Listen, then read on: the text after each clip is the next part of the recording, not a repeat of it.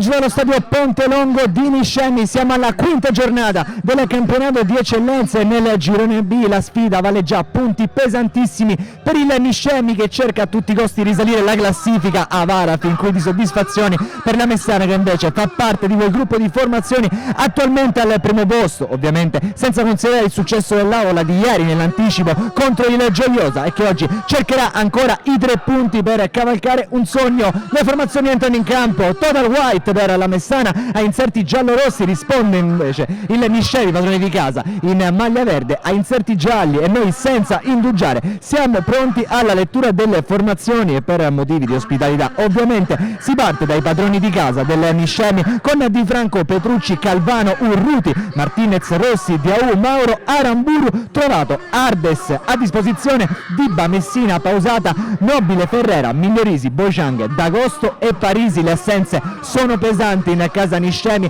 manca Fefea Maia, terminale offensivo principale della formazione di Caltanissetta, oltre lui l'assenza importante anche in zona offensiva è quella di Torres e invece in mediana manca e come Tomaino. La Messana risponde con Ferrara, Deodato, De Leon, Rizzo, Tricamo, Mazzola, Biondo, Gargiulo, Cannavò, De Jesus e Franchi. A disposizione la rosa, Sciotto, Lanza, Sottile, De Gaetano, Cadalfamo, Ventra e Giorgetti.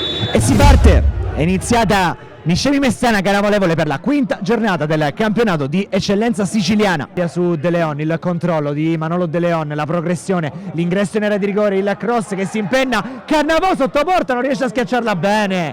Poi Franchi, attenzione alla Messana che rimane in area di rigore, pericolosa con Biondo, la fa passare, Deodato la girata, non c'era fuori gioco.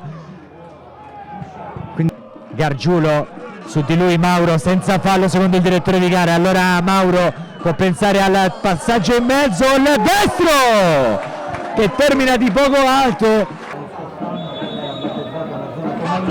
il cross di Trovato sul secondo palo, sbuca Diaù, non sbuca però il secondo tocco, ma c'è anche una posizione di fuorigioco. Prova il dribbling Diaù su Deodato, riesce a passare, passa anche su Tricamo, Diaù scatenato, mette in mezzo Ferrara con la manone e poi un rimpallo clamoroso, autogol di Rizzo, il Niscemi è in vantaggio al 38esimo.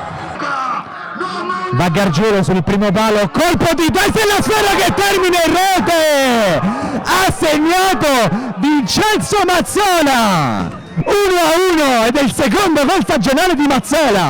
Capito fa la finta, Rizzo in mezzo sul secondo palo, il colpo di testa, il secondo, attenzione al miracolo di Franco su Franchi e poi Cannavò non riesce a trovare la rete. E arriva adesso il duplice fischio da parte del direttore di gara, dopo 2 di recupero termina il primo tempo al Ponte Longo tra Niscemi e Messana. È stato un botta e risposta al 38esimo, l'autogol di Rizzo ha aperto le marcature per il Niscemi, al 42esimo il colpo di testa di Mazzola. Ecco Gargiulo che cerca Cannavò, poi il pallone rimane lì, Franchi in acrobazia aveva trovato un gol mostruoso, ma c'è anche fallo in attacco per l'attaccante argentino. Niscemi, poi Mazzola in anticipo su Parisi, De Gaetano, fallo con la mano di Mauro, è già ammonito Mauro, braccio larghissimo e l'arbitro si prende una responsabilità gigantesca, non lo ammonisce. Largo da Diaù, cambia gioco, Diaù, Ferrara, si accartoccia ancora Ferrara, calcio di rigore. Parte Trovato, la rincorsa, il mancino di Trovato che spiazza Ferrara e trova il gol. Niscemi nuovamente in vantaggio al Ponte Longo. Barrizzo, pallone forte, Di Franco respinge e finisce così la partita. Al Ponte Longo vince il Niscemi e lo fa per 2-1 ed è una vittoria importantissima per la formazione giallo-verde, la prima in questo girone B di eccellenza. Arriva contro l'ex capolista del girone B, la Messana, che invece subisce la prima sconfitta di questa stagione.